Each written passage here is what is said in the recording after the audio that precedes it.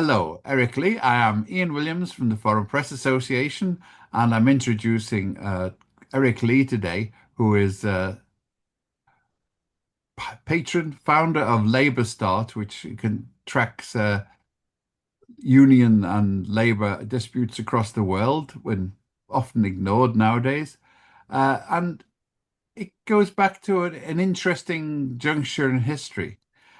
Your previous book was about the original Georgian Revolution, and people don't realize, because we've had an Orwellian rethink, that the the so-called Russian revolution in Georgia was won by the Mensheviks, who ran the place for several years. And perhaps you could start off with that, just to set the scene for people. Yeah, first of all, we have to make clear, people, especially those in the United States, but not talking about your Georgia. We're talking about Georgia that borders on Russia.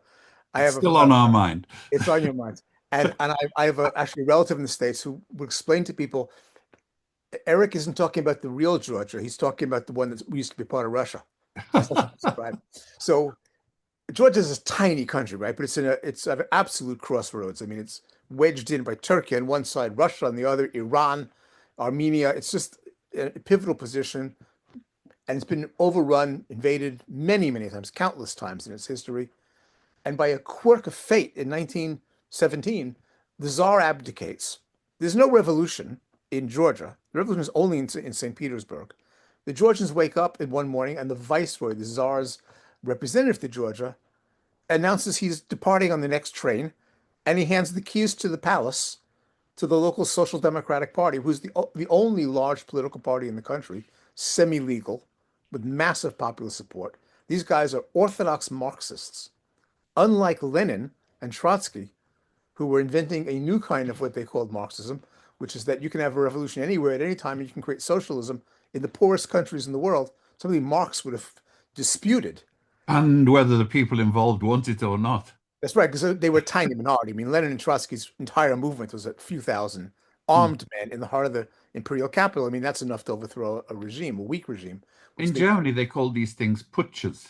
and it was a putsch. And I never refer to the October Revolution as an October Revolution. It was a coup d'etat. It was a military coup d'etat launched by Lenin and Trotsky with their army supporters. Meanwhile, in Georgia, the Social Democrats, who were European Marxists, they thought, they dressed like, they looked like, and they were like German Marxists. They believed in a slow process of developing a country. It becomes wealthy enough, you have create socialism. It's a whole bunch of stages, and at the core of their beliefs was democracy and human rights, which was played no role in the thinking of the Bolsheviks. I mean, they had a million goals for Russia, what they imagined, but democracy and human rights were nowhere to be seen. So these were two fundamentally different Which they images. proved immediately by dissolving the Constituent Assembly. That's right. I'm talking about the Bolsheviks now. Even before And they did that with their bayonets, even before they got rid of the only elected government in Russian history, even before that, they created the secret police, the Cheka. They created the Gulag, the network of labor camps. They banned all the political parties and newspapers that opposed them. Just like that, in the first few weeks they were in power. So they were, from day one, a dictatorship with no respect for human life and human rights. And the Mensheviks in Georgia, we don't call them Mensheviks, we call them Social Democrats. Mensheviks was the term the Bolsheviks called them. But they believed in those values. Those are two contrasting visions of socialism and of democratic socialism. And that's the beginning of the story. This split on the left between people who used to be in the same political party, right? They used to be it was the comrades. Russian Social Democratic Party, wasn't it? It was a Exactly. And internationally, they were all in the same party that in the United States, Eugene Debs was the leader of, right? That party was also part of that same broad international movement. But the parties hadn't split completely. Um, to wrap up the story about Georgia's years of independence, independence lasted for 3 years. In early 1921, and they've been quite successful. Wonderful land reform. They had free elections, a multi-party system, all the stuff you would find, in the Nordic countries of Europe today. They had and they emerging. managed to assemble a wide popular coalition that didn't involve coercion. Absolutely. It's argued that the Bolsheviks were not treated very well, but the Bolsheviks were not actually a political party. They were a scheming bunch of putschists who were at every opportunity trying to, in a farcical way, they were never strong enough to do it, to seize power. They were ridiculous. They would make attempts on the anniversary of the October Revolution in St. Petersburg to recreate those conditions in the Georgian capital, Tbilisi. It was nonsensical. They were eventually made legal. And when they were made legal, they spent their entire time plotting and scheming to help the Russian army invade, which the Russian army did in February 1921, apparently without Lenin or Trotsky knowing about this. It's something Stalin did I, behind their no, backs. I've not. That's one thing, and I know you didn't make it definitive, but it strikes me there's a lot of retrospective hagiography, and Lenin would not have done something like that, or Yes. Trotsky would not have done something like this. It must have been Stalin, the bogeyman. No, well, there is, I mean, there's documentary evidence. But Trotsky did send telegrams to people. He was off traveling as he often was, away from where he should have been. And he sent telegrams saying, can someone give me any update of what's going on there? I wasn't aware of this while it was happening. He was asking, and Lenin was asking who gave the orders for this. And it was via Stalin was in the background, but it was through Stalin. And years later, uh, I mean, not long afterwards, Lenin and Trotsky both took the side of the nationalist Georgian communists in power against Stalin, who wanted to crush any remnants of Georgian. We should remind people, in case they didn't know, that of course Joseph Stalin was himself Georgian. He absolutely was. He was not a Russian. He spoke Russian with an accent, with a Georgian accent. There's some evidence he wasn't even a Georgian. There's some evidence he might have been an Ossetian. He spoke the language the Ossetians speak, strangely enough. But there was so much we don't know about Stalin. We can come to that because that's the subject of my next book. But Stalin is a bit of a mystery. What we do know is he detested the government in Georgia that had been in power from 1918 to 21, and that's the basis of what happens next, and what my new book Well, is. it's one of the, this has been a continuing stream in sort of Leninist far left history that you hate your sectarian splits far more than you hate the enemy, Oh which yeah, reached its apotheosis in the Hitler-Stalin pact that he I would have said it's in the film Life of Brian, which I'm sure they're familiar with the indispensable guide to the 20th century. exactly, and it's like a documentary when it comes to how the far left acts, which is who's our enemy? The people, Splittist. the splitters, Split. right? The splitters, the people, yeah. It was a bit like that, except that there was a real political difference between the Bolsheviks and the Mensheviks. The Bolsheviks, you could argue some of them were socialists at the start, but their view was if there's ever an opportunity for us to seize power from a weak government, we seize it and we run with it. And the Menshevik view was, well, hang on, didn't Marx talk about how history would lead to the evolution of societies to the point where they ripen and they become ready for the next stage? And there's famous quotes of Marx and Engels talking about what happens if you try to seize power too early in a society that isn't ready for this. And what happens is you don't get a return to capitalism. The danger in Russia was not that it would return to the Russia of 1916. The danger was it would return to a much older form of Russia, which is despotism, which is Karl Marx called Oriental despotism, a society in which there's a all-powerful state and human beings are treated like worthless. That's what Russia became very quickly under the rule of Lenin and then Stalin. And well, so in nine, they just finished. They were actually still working on the constitution, weren't they, when they were driven off the boat into the Black Sea?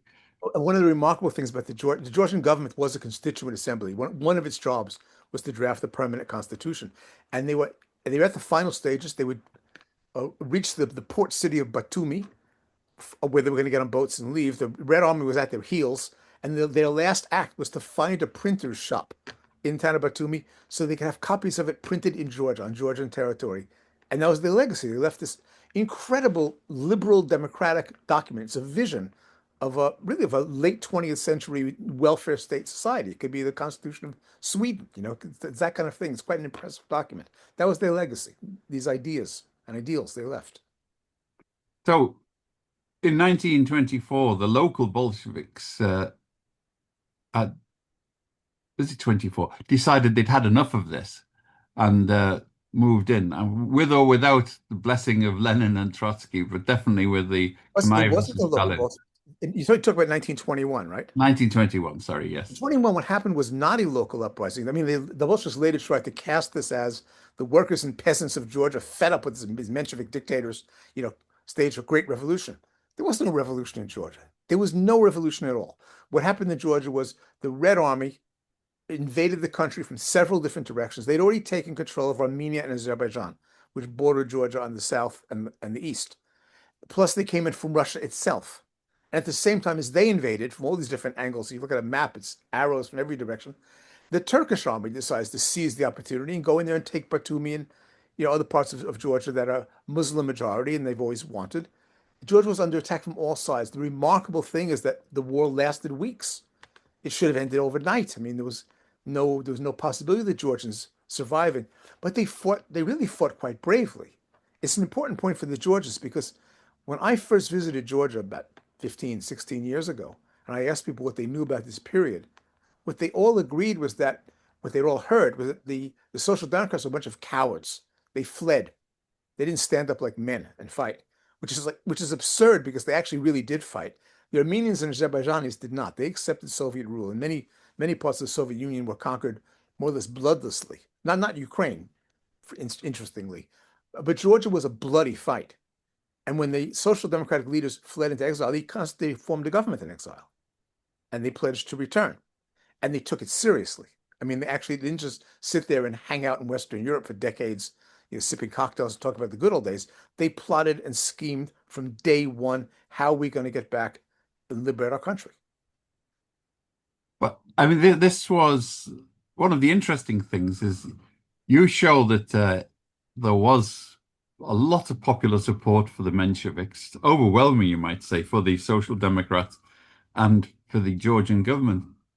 And I was impressed because it's a harbinger for the future, how the Soviet view of history in a very Orwellian way seemed to have taken over, even as you were pointing out or suggesting in Georgia that, who are you going to believe, me or your own lying eyes? So people were, after 70 years of indoctrination, people were buying the Soviet version to a large extent, even if they hated the Russians and the Soviets.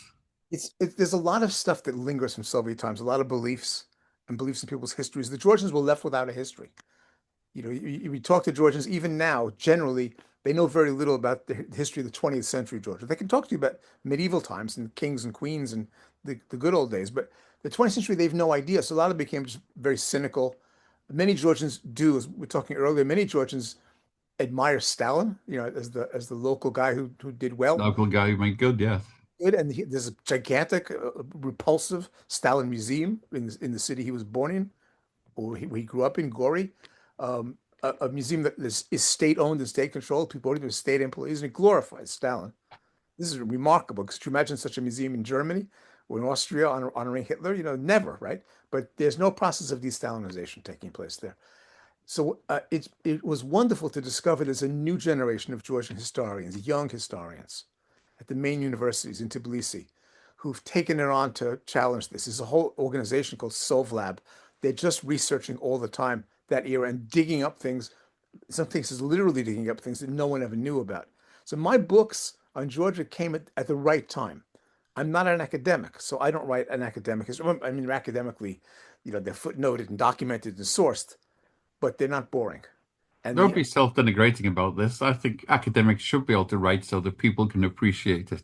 I agree, and I don't write for an academic because I write for a large audience. And so in Georgia, certainly my first book on the 1918-21 was a remarkable success. It influenced things, and I was told by my publisher recently, Georgia now is going through it's at a crossroads. It doesn't know whether it wants to become an authoritarian state or a democratic one at the moment. The Georgians are in the streets every night in their tens of thousands protesting against basically a Putinist government that's emerged.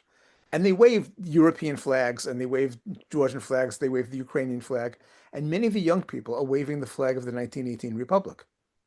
I don't know where they got these from, but somebody obviously made them, and they're waving these. I asked my publisher about this, and she said, among young people, the students in Tbilisi, they've all read your book. Ah, And it had an effect. So it makes, that's what an author wants to hear, right? that's where they get the flag from as well. Well, I got a flag, but it was quite an adventure. I was trying to find a flag 15 years ago. So it's an inspiring story. If you're a Georgian today and you want to fight for democracy and you've got your own history, this remarkable history of this very successful social democratic republic that lived only 3 years, but what a legacy it left, what a memory it left. Not just that, but the period of the 1924 uprising are things they need to know more about and they want to know more about. So there's loads of people now, there's people writing books, teaching the subject for the first time. I worked very closely with a very young Georgian academic on this. He helped with all the translations, and he's now begun writing about this period as well, and they're rediscovering their country's history. But you mentioned the life of Brian. Unfortunately, the 24 revolution had some aspects of the life of Brian. It was a sort of Keystone Cops on the barricades, in a sense, wasn't it? The 1924 uprising. Yes. I mean, it was as an uprising, it's not a textbook case of how you do it, right? It's kind of No. the you know, they knew this. They bungled it. The look, let's step back for a second. What was life like for these Georgians under 3 years of Soviet rule? It was a nightmare, right? There was no aspect of Georgian civil society that wasn't under attack. Well, the Russians were against the language. They were They were against against the the church. church, which had been brought on side by the Social Democrats. Yeah, I'm not normally a big fan of, of traditional Orthodox churches, but in this case, they were actually the good guys, and the Bolshevik treatment of them was appalling. I learned many years ago, growing up in the States, I read all kinds of stuff from the days of the old Socialist Party around the time of World War I. I loved that stuff. And I read a book called something like Marxian Socialism and Religion from over 100 years ago, and an American book. And they were talking about how the view of socialists is that religion is a private matter. There is no state policy toward religion. That's not the Bolshevik view. Their view is that religion is the enemy of the people and religious figures should be killed. And not just that, but the churches are autonomous organizations of a kind up with which they will not put. Right, and there were no autonomous organizations allowed. So the cooperative movement was taken over and then destroyed. It was a very successful cooperative movement in Georgia. And one of the things I loved that I discovered by researching the First Republic was that the cooperatives grew so well and thrived under social democratic rule that by the end, most people who worked in Georgia worked either for the government or the cooperatives. The private sector was tiny and getting smaller as Georgia became more and more of a kind of social democratic society. Its economy became more and more social democratic, which is really interesting.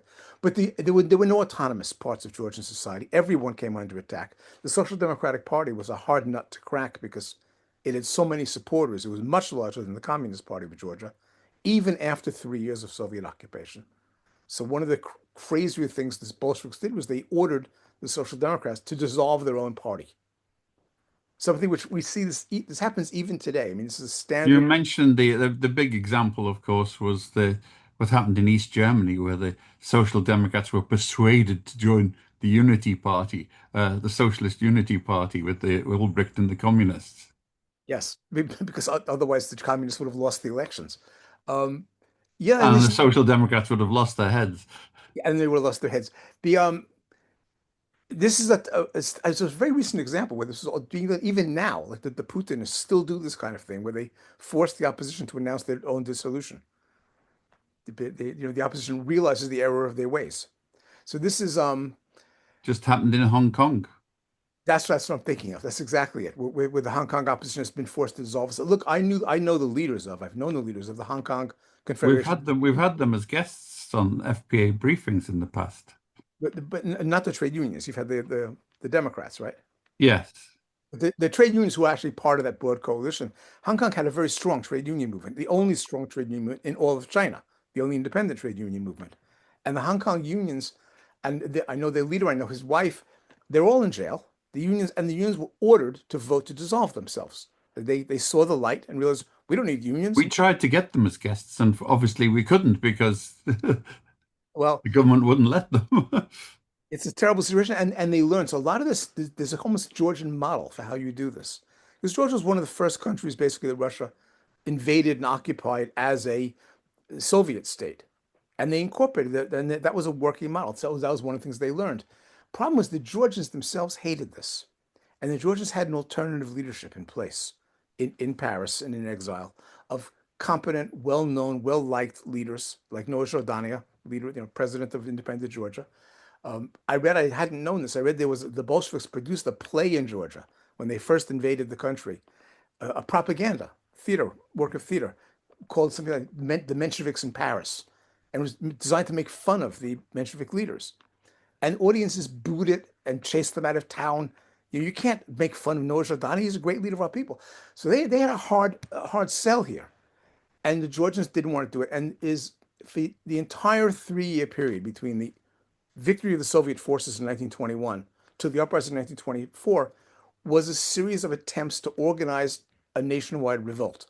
You could argue 3 years is too long to wait, but everything they did screwed up. Yeah, as you would have read in the book, there was a Committee for the Independence of Georgia, known as DOMCOM. It united all the opposition parties, not just the Social Democrats, but liberal parties, right-wing parties. They were all, everybody but the Bolsheviks, basically, were in this coalition. They formed a military committee headed by former Russian army generals. They were all arrested. They were all shot. The head of the whole committee, Kotyabkhazy, had some famous deathbed quote, like I'm happy to die for my nation. There's nothing better than to die for Georgia. He probably never said it, but there's this whole No, mythology around him. mythology tends to Yeah, build up and, there, around and it. there's a big street in Tbilisi where all the tourists walk on, named after this heroic figure. They were all shot. I mean, there was nothing left. You could argue when they've arrested your whole leadership and they've shot all your military leaders, there's no chance your revolt is going to succeed, right? Maybe call it off. And it gets worse. I mean, Well, they had police informants in it, didn't they? tons of them, and they were all over the place. Obviously, the underground Social Democrats had nothing to offer people other than to fight and die for your country. The Bolsheviks, Blood, sweats, and blood, sweat, tears and in tears, right? Churchill's words. And the Bolsheviks had, rubles. I mean, they could offer people money and protection and jobs and whatever. They were a ruling dictatorship. So the odds were stacked in their favor from the beginning, and it gets worse. The Social Democrats decide we're going to send in some of our top people, some of the most famous Social Democrats in Georgia. We're going to let them go in, sneak them in. They would cross in through Turkey. The borders were porous, apparently, at the time. And if you were a farmer living there, you were allowed to cross. So they would just smuggle them in. And they smuggle in the former mayor of Tbilisi, who everybody in Tbilisi knew was very popular, a social democrat. They bring in the former minister of agriculture, which this doesn't sound like an important role, but it was essential because he led the He agrarian reform. organized the distribution of land. And which meant that Georgians, there was never a civil war in the countryside as you had in Russia.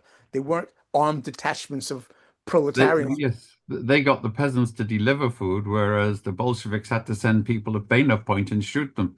Exactly. So the peasants were big supporters of the government. Even before they came to power, the peasants were social democrats. There's a whole history why. And so there was no starvation in Georgia. None. When in Russia, people were dying in the millions from starvation and famine. So he was quite famous. And the third one was a legendary figure in the Georgian revolutionary movement, Veliko Zhugeli. And Zhugeli was the head of the People's Guard, also known as the Red Guard, also known as the National Guard. It went through stages. It was the Praetorian Guard of the Social Democratic Party, loyal to the party leadership, kind of semi-independent of the state. They reported only to the president of the republic, no one else. The minister of defense had no. They were there's a lot of dispute about how effective they were as a fighting force, but they were.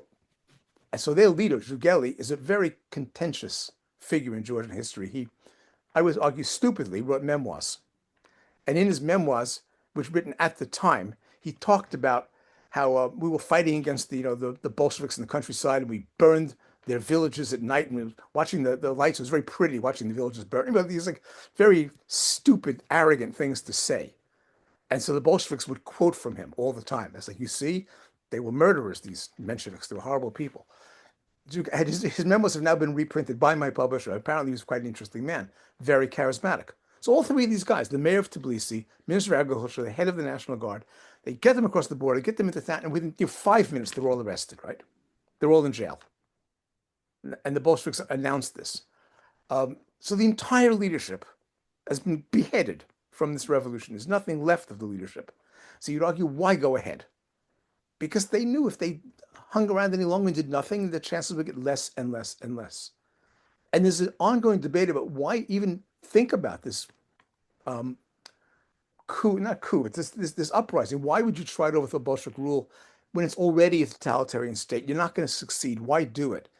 And I've actually an American historian friend in Tbilisi who said to me one day over lunch, he says they were copying the Easter Rebellion. That occurred to me as well, even before I read your book. Yes, and it apparently there's not a lot of hard evidence they ever said this, but But it was a very effective. I mean, as a tactic, Connolly getting himself shot was a very effective one. have you been to the place where Connolly was shot in Dublin? Yes, yes. It's very moving. You stand in the square and I've actually got behind me a copy of Labour in Ireland by James Connolly, but I've only discovered is worth a couple of $100. I won't tell anyone. Um, I'm you know, telling everyone. but I Offers mean, accepted. the point of the Easter Rebellion was to announce, Britain, you no longer rule here. There's an Irish government, there's a Doyle, there's a legitimate government of the country. You're finished. You can temporarily be here, but you're going to be kicked out because the Irish people don't want you. A very dramatic way of stating that, right? By trying to seize. But it's a symbolic act. They knew they were not going to win. Well, it was the reaction of the British that really sealed it for them. But taking wounded men and putting them on chairs so you could shoot them was The not British exactly a reaction was rallying call for Western civilization. the British behavior was barbaric and awful and matched by the Russian behavior in 1924. The difference was the Irish did get their freedom, not that long afterwards. At least most of Ireland did, and but Georgia did not win its freedom back. The Bolsheviks, what the Bolsheviks did in Georgia in 1924 is more important than what the Georgians did. The Georgians made, as you described it, the Keystone Cops attempt at a rebellion. It was launched a day early by some people, which blew the whole element of surprise. I should emphasize when we say that the Russians had agents in the Georgian opposition and they knew all the stuff was happening and they arrested all these people, they didn't know everything.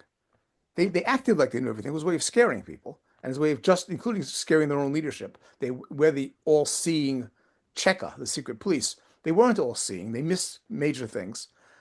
Their own people were also betraying them and telling the Georgians things. But they knew a lot, and they managed to arrest all the key people. And it was a bungled uprising from the beginning. It was supposed to begin with an attack on Tbilisi, seize the capital. They never attacked Tbilisi. The attack was launched in Western Georgia. It failed. The whole revolt lasted maybe a week. In it, At least the Irish did go for Dublin. They didn't go for, sort right. of some village on the west coast. Yeah, I mean, you go into Dublin, you look, where's the post office? It's in the middle of the city. You can't miss it, right? This is a real attack on British Yeah. power. And that was the Georgian plan. It didn't work. And also, the Irish had their leadership intact when they launched this rebellion. People like Connolly were not in jail. They were free to do this, right? And they were so it was quite brave and everything. This was a failed attempt to recreate that, and it's insignificant and a footnote to history. But for one thing, the reaction of the Bolsheviks was extraordinary.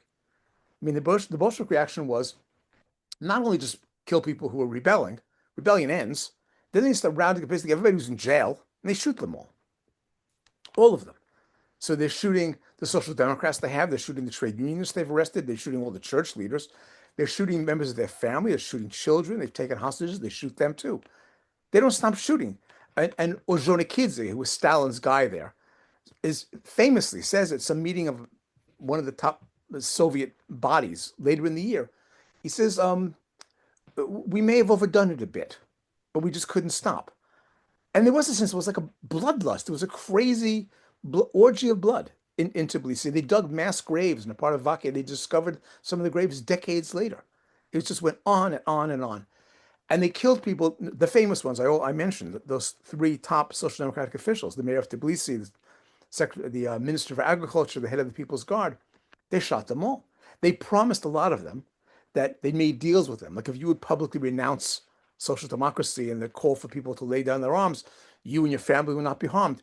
The person who was offering these deals, which were always lies, nobody was rescued, was a young officer of the Bit Cheka. like talking to Putin or Trump from the sound of it. Well, we can come to Putin. There are certain parallels here, but the head of the Cheka in Georgia is unknown. History doesn't remember him at all. But his deputy, who led this repression, this severe, savage repression, was Lavrenti Beria. A Beria, name to conjure with. yeah, and Beria later became a head of Stalin's secret police. Arguably, he wasn't the most brutal of the heads of Stalin's secret police. In a sense, he almost ended the horrible purges of the 30s. But he was a sadistic, brutal, murderous individual. He had no political ideology at all. He wasn't one of the great early Bolsheviks who was corrupted. He was this corrupt criminal type who wound up in the police. So he just did not stop with this. And even that's not the reason why it's important, because there are other people who would say, well, the same thing happened in Ukraine. There are other parts of the Soviet Union where there were massacres of people for no reason, and many innocent people died. Georgia's a small country, and in the scale of things, what is 10,000 deaths? I mean, in Russia, it's nothing. Because it's what happened after that I found so interesting. And I wrote a piece for a magazine here about serendipity in historical research, things you weren't looking for. You read them and think, wow, that changes my whole view of this. So with your permission, I'll describe what that is, what I learned. Please, please. So, until 1924, social democrats and communists sort of coexisted internationally. There were two internationals now. There actually were three. There was the Second International, which was the Social Democrats. There was the Third International, which was Lenin's. And in between, there was the famous Two and a Half International. That wasn't its official name. That's what everyone called it, who were kind of arguing for unity between these two groups. And that went on for quite some time. In 1922, I write in some detail about a big international conference in Berlin where the three internationals tried to find common ground. And even though we've done things to each other and disagree on things, maybe we should work together against the far right and blurring the distinctions between them. But there were individuals in the Second International, most notably the German Social Democrat Karl Kautsky, who was the most famous Marxist of his time, who from day one broke with the Bolsheviks. I mean, literally day one. They're doing the first week after the Bolshevik coup d'etat. He's writing his first articles denouncing Lenin for betraying all the values of democratic socialism. And so 1924, the left is still sort of is divided, but there's a chance of reconciliation, maybe. And the leadership of the Second International is meeting. And this thing has just happened in Georgia. Thousands of people dead. The Georgian Social Democrats wiped out. And And the leaders of which were all known to the Second International because they were quite a clannish bunch, you know. they were, and many of the leaders of the Second International, including Ramsay MacDonald, the first Labour Prime Minister of Britain, including Karl Kautsky, including Van de Velde, who became Prime Minister of Belgium, were in Georgia. They'd visited Georgia in 1920. So these were personal friends of theirs. Kautsky spent like 6 months in Georgia. They loved the country. They loved its leaders. They saw this horrific thing happen. And they're meeting to what should our official reaction be to what's happened now in Georgia? And they can't get a resolution together. They can't agree on anything. And Karl Kautsky, the most notorious anti-Bolshevik in the whole Second International and the whole international political scene, kind of like raises his hand and says, I can draft something. And they let Kautsky write this resolution, which says that though we don't advocate armed uprisings against the Soviet regime, if they do take place, of course we'll lend our support to them. So they've crossed the Rubicon here. I mean, wow, you just shut the door for like forever on a reconciliation. You've made clear there are two different political movements here, one of which we call communism, one of which we call democratic socialism. And it's a shift that never heals. I mean, it's a rift that opens between these two. That's what I thought was one of the most significant parts of your book, the international repercussions of it, I which are thought still reverberating through the so-called left and it, with repercussions in everywhere else. it's still going on today, and we see it without wanting to get too much into American or British politics. We see that in movements that call themselves social democratic or democratic socialist, there are people who really don't understand what communism is and was, don't understand the difference between communism and social democracy. Um, they did, and the Cold War was a period when this stuff was sharply defined. And I find in the when the Second International was recreated after the Second World War, meeting in Frankfurt, the document they created at the time, which is the founding document essentially of modern social democracy, could have been written by Kautsky. I mean, Kautsky was I dead. interviewed James Callaghan, who was apparently the Labour Party, who was sent by the Labour Party to assemble the Second International. Really? Okay.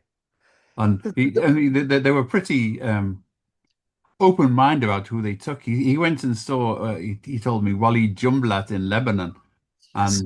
And said, what's your party policy? He said, I want to drink Maronite blood out of Maronite skulls. But Wait, but but he was he fitted all the other criteria, so we right. welcomed him Look, in. the Socialist International over time became much more liberal about who it would admit, right? I mean, Mubarak from Egypt was a leader of the Socialist International. But it, Buttress-Ghali, who was in Mubarak's party, actually hosted a conference of the Second International in at the UN. it became quite complicated. Eventually, the Socialist International split. There's now two of them. There's a Progressive International, which is rivals. But the political tradition that was created in the wake of the Second World War was based entirely on this split that emerged after 1924, after the brutal massacres in Georgia. And it was tested a few times. I write in the book about it. The first time it was tested was when the East German workers rose up in rebellion against Soviet rule in 1953. The old Second International wouldn't have known what to do. We would have been confused. There wouldn't have been any unity at all. And the new social democracy, at the height of the Cold War, their view was, we fully support these workers. How can we help? And this happened again and again in Hungary in 1956. Full support for the Hungarian But there revolutionaries. were sort of repercussions on this, the ricochet. Some of the neoconservatives weren't actually conservatives at all. A lot of them were very disgruntled socialists who took their anti-communism to ridiculous lengths, weren't they? It's, I looked at the political pedigree of the neocons, and a lot of them were, what do they call them, Shachtmanites. They were disgruntled Trotskyists who were who were just so revolted that they supported anything that was against the communists, regardless. You're talking about my family history because I grew up in the I knew Shachtman. that. That's why I'm provoking you to tell But you. remember, Shachtman was at his core was a disgruntled Trotskyist, and even when he died, when asked, he didn't repudiate Lenin at all. So he was not part of that current. And of course, his movement, the Trotskyist movement, was never influential. Was always tiny. The Shachtman group was a tiny fringe of the Trotskyist movement. So for all their intellectual genius, they had very little influence. But Whereas people, they came into power with the neocons in a sense. They had far more influence as neocons than ever they did as part of the Fourth International. yeah, it was is once they abandoned all the Leninist stuff, but they still had a Leninist style. They were still they behaved. I knew some who acted with a Leninist way about them, and they weren't wrong about everything. The neocons had some legitimate points compared to, let's say, Trump's foreign policy, which has Oh, no yes. purpose, right? So I ended my story with the invasion of Ukraine because I found it interesting that NATO was not an American initiative. It NATO, was Ernest Bevin, amongst others, the Labour Party Foreign Secretary. He had and had some wonderful phrases about it. He was also the one who pioneered the British nuclear weapon because he knew you couldn't trust the Americans. that's foresight. And he was it Bevin was actually at the 1922 meeting in Berlin. I think it was Bevin who went to that. Yes, I believe he was. Yes, So there's a history going back. So um, NATO was a European project that involved the Americans and Canadians of collective security, and it evolved out of the ideas that were forged in the 1920s and 30s in the wake of what had happened in Georgia and the realization that we have nothing in common with the Soviet leadership and the Soviet state. We're not part of the same family, not at all. So I looked at the invasion of Ukraine, and NATO stood up sort of against Putin, and the NATO General Secretary was the head of the Norwegian Labour Party, which had been in Frankfurt in 1951, founding this new international based on these ideas, and they used the new terminology. No one spoke about before 1924, probably democratic socialism. It wasn't a term. it It was wasn't. assumed that socialism was democratic, Right. ipso facto, wasn't it? Yes, and Karl Kautsky, of course, he wrote that there is no socialism without democracy, and there's no democracy without socialism. Right. So you see this stuff quoted all the time. Kautsky was the origin of that. So when I hear somebody, let's say in the US, maybe even in the city you're in now, say, I'm a Especially. democratic socialist, I'm thinking, that's great. I love democratic socialists. And that's why, like, I support Putin or I support Maduro or I don't know. I think Che Guevara was great. Sorry, mate, you're a little bit confused about what it means to be a democratic socialist. History teaches us, history tells us what democratic socialists are and what communists are. If you think Putin's a wonderful guy and you like the Chinese government I and prefer the term Leninist because that includes both Trotsky and okay, Lenin in a sense, what was I saying? and Communist. Stalin. Yeah. Look, I have a friend who used to say, let's talk about the Leninist Stalinist regime all the time to piss people off, right? Because it is a Leninist Stalinist regime.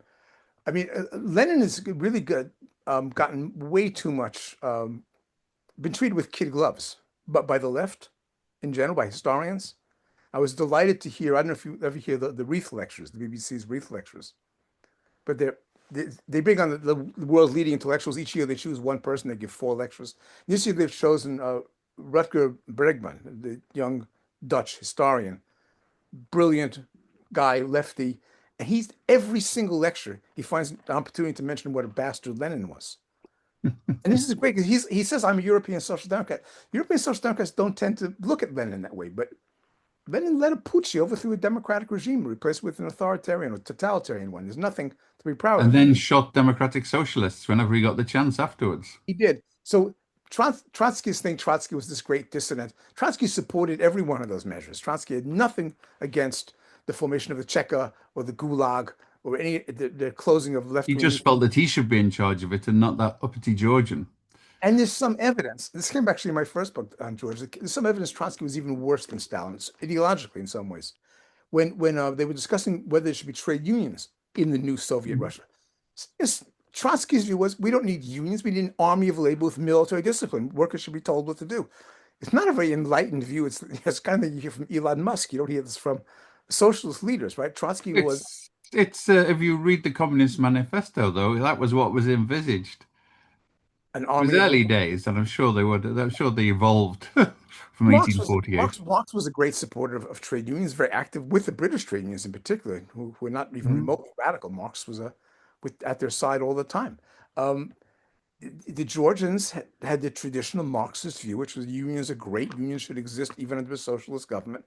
They have a role to play. The Georgian unions, when Georgia was independent, were so powerful that they could persuade the Constituent Assembly to build in the right to strike into the Constitution, probably the first country in the world that made the right to strike a fundamental constitutional right, and and then didn't need to use it because they had so much power. They just told bosses what to do.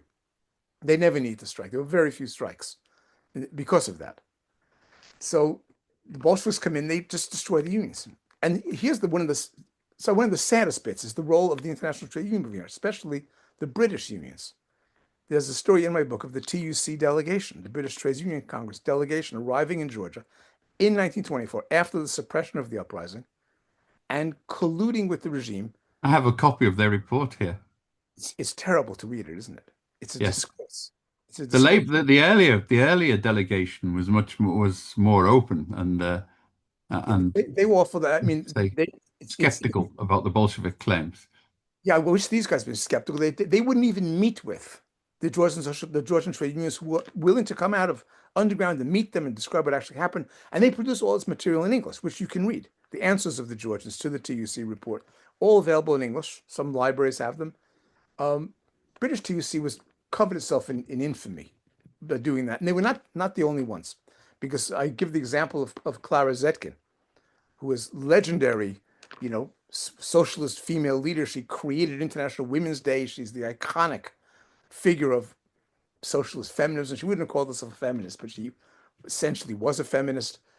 And my wife just read the book, and she says to me, now I understand why you hate Clara Zetkin. Because Clara Zetkin became a communist hack. She wound up working in Moscow. She worked at the behest of the Communist International, at Stalin's behest. Stalin sent her to Georgia. She came back and wrote a big book, 300-page book, and said, it's great. It's great. There's no supporters of the Mensheviks. Everybody loves the regime. Hardly anybody was killed in that uprising. Love it. Paradise. Was it Unbelievable. H.G. Wells or Bernard Shaw who said he'd seen the future and it worked after his visit to the Soviet Union? It was Lincoln Steffens. It was the Ah, American um, journalist, Lincoln Steffens, left wing. I've seen the future and it works. But lots of people, there's lots of that kinds of tourism. And there was to Georgia as well. There were several who came and saw it and loved it under Soviet rule. But we also have all the testimony of Georgia before 1921. Particularly Kautsky wrote a book on it. But people like Ramsey MacDonald wrote articles and gave interviews, and they were just overflowing with love for what they had seen, saying they'd never seen something like this. This is what democratic socialism looks like. And how so mhm. George has asked me sometimes when I often go there and I talk and I meet students. And one question I got asked once was, what would have happened if the Bolsheviks hadn't invaded? What would Georgia be like now? And I thought about it. I had never actually thought of the question. I said to him, Georgia would be Norway with better weather, Or Finland. or Finland, but warmer, nicer. Yeah, much nicer. Yes, Nice. That's what it would have been. A lovely social democratic society. the grapes, the wine, and the Wine. cha-cha Right. I in mean, Georgia. Georgians claimed that they invented wine 8,000 years ago. I have some serious. I looked into that as a Yes. historian of alcohol. Um, I was looking into that while I was there. There's just one we should think about winding up so you can get to your dinner and we. But there was the language question was very important because the Georgia was in a sort of anomalous position because their royal family was incorporated into the Russian aristocracy, wasn't it? And so the upper classes were fairly well assimilated, I gather, and they spoke they tended to regard Georgian as a sort of inferior language and preferred to speak in Russian, or some of them did. So when the nationalism came, it was the Bolshevik attempt to eradicate the Georgian language, which provoked a lot of reaction.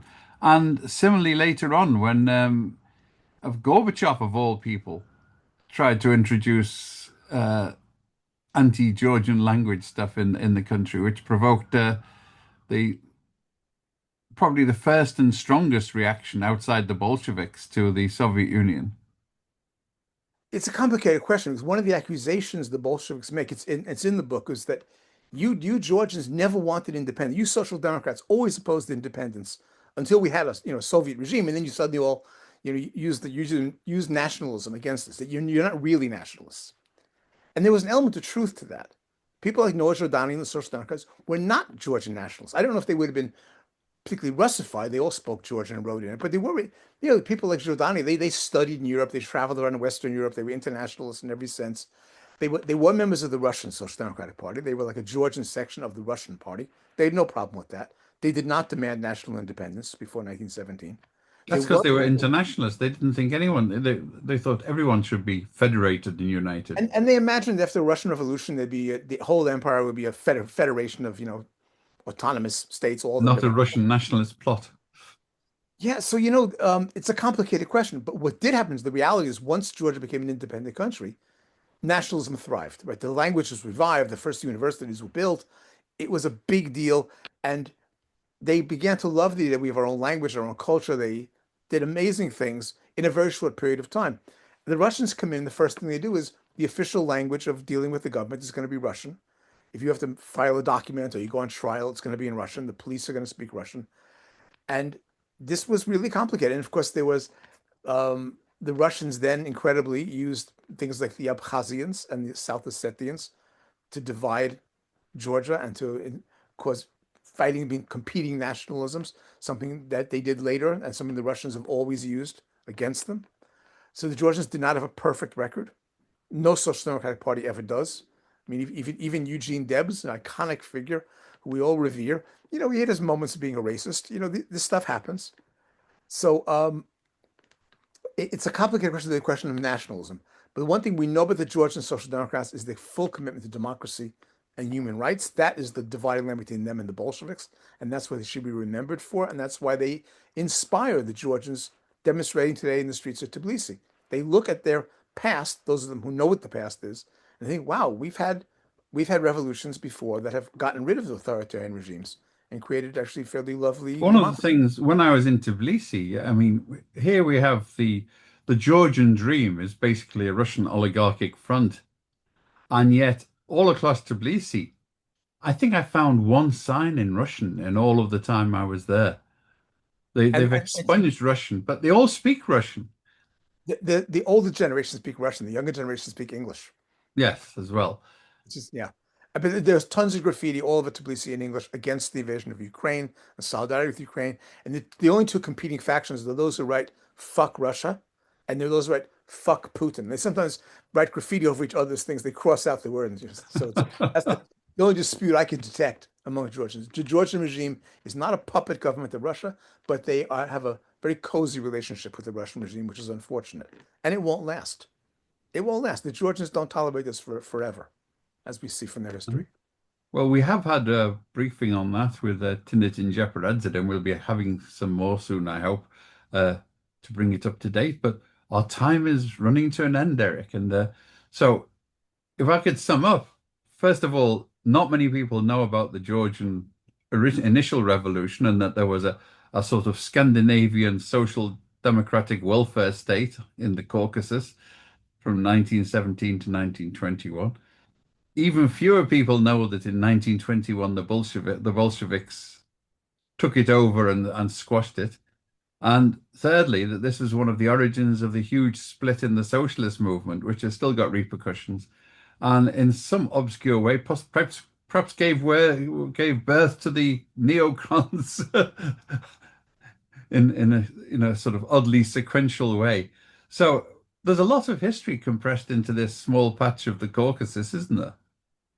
Yeah, more than they deserve. I think they'd like to have a little less history. What is it, the phrase that was used? They produce more history than they can consume locally. Look, thanks very much, Eric, and I hope that we can hear more. And your next book is on Stalin, you say? It is on Stalin. It's on the unknown Stalin. Oh, please show the cover of your current opus. Otherwise, your talk is almost wasted. So it's the August Uprising, 1924, the Georgian anti-Soviet revolt, and the birth of democratic socialism. And that's international democratic socialism, not just Georgian. Yeah, it's about the Second International, the revived Second International. Great stuff. Well, look, thanks very much, Eric, and I hope we can talk more, and perhaps we can talk about the Labour start and some of the union movements, like in Hong Kong, that are under repression. It's been my pleasure, Ian, anytime. And Merry Christmas to you and to all our listeners. Merry Christmas, Happy Carefree Kwanzaa, Happy Hanukkah, whatever. All together. Thank you, Eric. Bye.